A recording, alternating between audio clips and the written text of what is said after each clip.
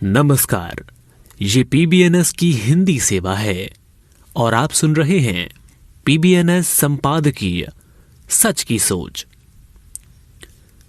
वैश्विक स्तर पर 2050 तक शहरों की जनसंख्या कुल वैश्विक जनसंख्या के लगभग 70% तक हो सकती है। शहर वर्तमान में वैश्विक जीडीपी का 80% से अधिक उत्पादन करते हैं। विश्व बैंक के आंकड़ों के अनुसार वर्तमान में विश्व की लगभग 56% जनसंख्या शहरों में रहती है, जबकि भारत में यह आंकड़ा 34% के बराबर है। यह आंकड़ा निश्चित रूप से बहुत तेजी से ऊपर जाएगा, क्योंकि देश में शहरी आबादी बहुत ज्यादा है। हालांकि बड़े शहरों में इस तरह की तैयारी और सहनशीलता नहीं दिखती है, विशेष रूप से जब कुछ अचानक होता है। ये कौन भूल सकता है कि बेंगलुरु पिछले साल अभूतपूर्व बाढ़ से कैसे जूझा था, जिसने उसकी वैश्विक छवि को नुकसान पहुंचाया है। ये भी देखा गया है कि मुंबई में अक्सर भारी बारिश होती है।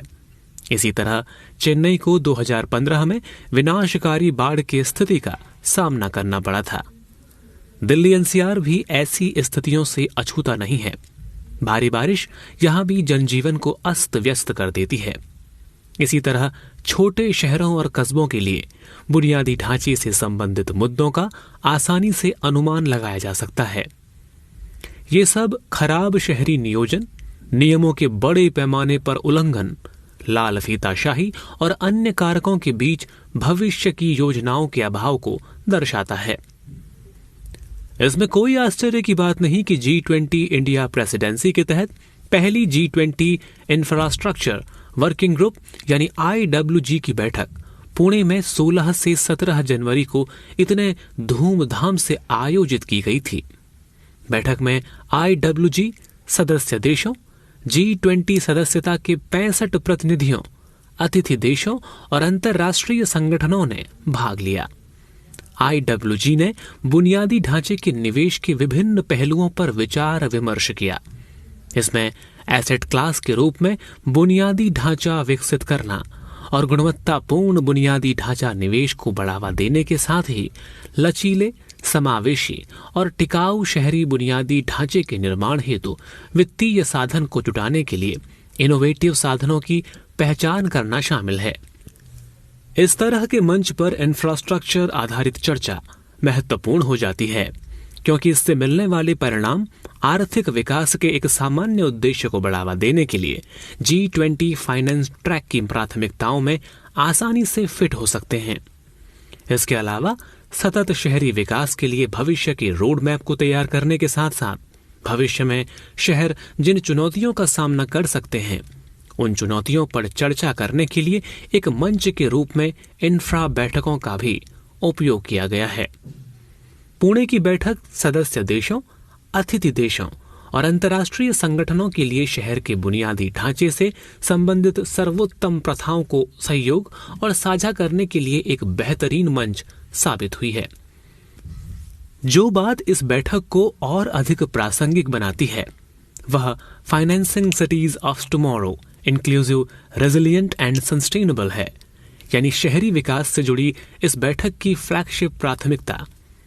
इस बैठक की थीम शहरों को विकास का आर्थिक केंद्र बनाने, शहरी बुनियादी ढांचे के वित्त पोषण, भविष्य के लिए तैयार शहरी बुनियादी ढांचे के निर्माण, ऊर्जा कुशल और पर्यावरण की दृष्टि से टिकाऊ बुनियादी ढांचे के निर्माण हेतु निजी वित्त पोषण को अनलॉक करने के लिए वित्तीय निवेश को निर्देशित करने, तकनीकी और प्रबंधकीय क्षमता विकसित करने और सामाजिक असंतुलन को कम करने जैसे विभिन्न पहलुओं पर केंद्रित है।